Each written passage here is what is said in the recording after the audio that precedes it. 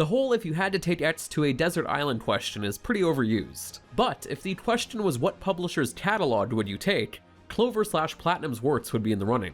Beautiful Joe, Okami, Bayonetta, Metal Gear Rising, Nier Automata, all these titles are considered classics in their genre, not to mention the numerous others that I could still bring to that final destination. I deliberately left out God Hand, as it's in the running for a single game I'd bring on a deserted island. Wonderful 101 is probably going to be on a lot of people's lists too, but not everyone got to play it due to the unfortunate fate of the Wii U. That changes this month. Leave it to Platinum to take the small army concept of Pikmin and its ilk to make an action game out of it. The Wonderful 101 is lovely on so many levels, primarily because it's unlike pretty much every game still out there right now, from both an aesthetic and gameplay perspective.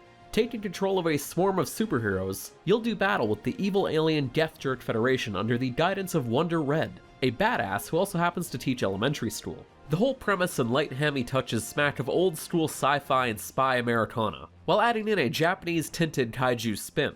While the narrative is often background noise, that swarm combat mechanic, mind you, is mostly what makes Wonderful 101 so special, even if it sometimes falls into a rote routine. To fight back against the alien menace, you'll curl or crease your collective of heroes into lines to craft weapons. A straight line is a sword, a squiggle is a whip, and so on.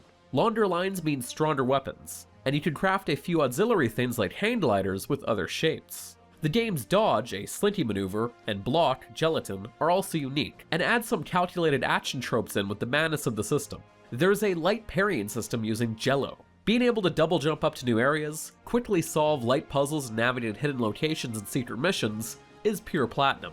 Beyond the 15 to 20 hour campaign, multiplayer missions are still in, and thankfully can be played completely solo or with a crew of up to 4 players. Despite all those great oddities, some of Platinum's finer touches get lost in the madness.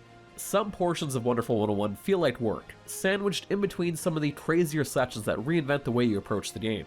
While select enemies do require a bit of strategic pondering, many are pure cannon fodder, meant to increase your score or keep your combo going. That fluff is fine in most beat-em-ups, but it can get tedious in 101's longer levels. It can also occasionally be a drag in the mechanical department. Having to swap between the single target morph, ranged morph, crowd control morph is fun at first, but can become routine over time, especially during stretches that don't grant new toys to play with. Similarly, drawing lines around citizens to collect them is still wonky and imprecise. The crafting system overall also feels half-baked. Oftentimes, menu-based hang-ups can get in the way of more action. Many of the ship upgrades are also menial enhancements at best, and without the help of the Wii U gamepad, the screen can get really busy. You can argue that Wonderful 101 was never meant to be that technical though. There's a cheery gusto to it that will force even the coldest of folks to smile. Stylistically, it always ruled on the Wii U, but the remaster further does it justice by brightening and sharpening everything up a bit, with only a few occasions of slowdown.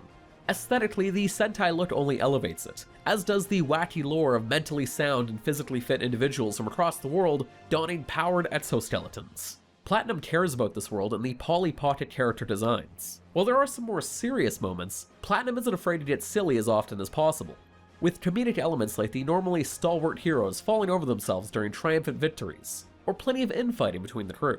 There's also options for both English and Japanese vocal tracks, and you can toggle the tutorials on or off. You're probably wondering how the remaster, which does not make use of the frankly brilliant Wii U gamepad, fares as a single screen experience. While the new coat of paint on the already bright visual style is great, the removal of a whole control style is most definitely the biggest departure this time around. The thing is, the Wii U always had a backup plan in case you didn't want to draw symbols on the pad, and the analog stick method translates yet again to modern platforms. Given that I mostly opted for the analog stick method in the original, it didn't take that long to get used to. The PlayStation 4 edition, which I played through for this review, does allow players to draw wonderliner shapes on the touchpad. It's not as foolproof as the giant gamepad screen and can get really finicky, but again, the analog stick method works just fine. The Wonderful 101 deserves this new remastered lease on life after the way it was treated on the Wii U. For nearly 7 years we've clamored for a re-release, and now we have it. Go play it this time. But for more written reviews, news, original features, and more, be sure to head on over to Destructoid.com.